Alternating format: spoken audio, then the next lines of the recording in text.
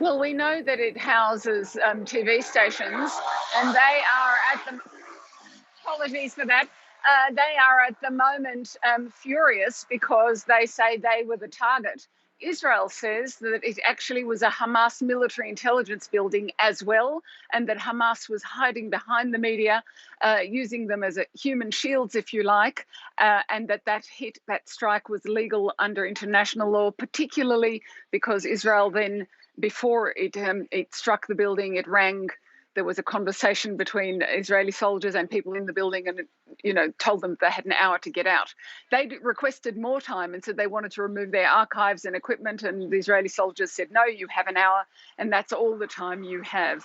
But it's been hugely controversial, and it's definitely featured everywhere on social media, with the feeling that Israel is actually targeting its opponents in the media, people who it doesn't want to hear from, and shutting them up. I mean, in the meantime, Iris, we know that both US and Arab diplomats are seeking to calm this situation. Where are we in terms of those talks?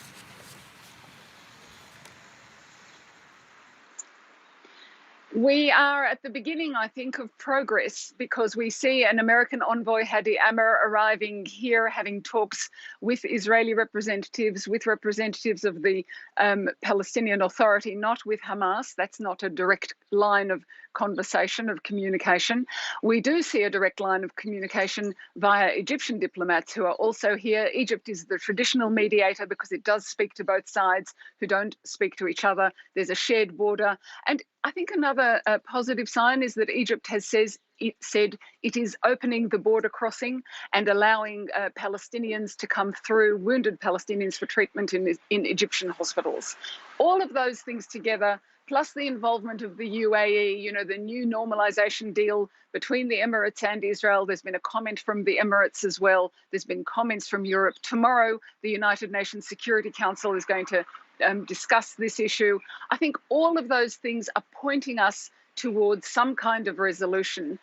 And perhaps what we're seeing today, this massive attacks in Tel Aviv, the airstrikes in Gaza, it's a sign. Often before the ceasefire, there are the strongest attacks, and perhaps that's what we're seeing. I say that optimistically. I don't know it for a fact.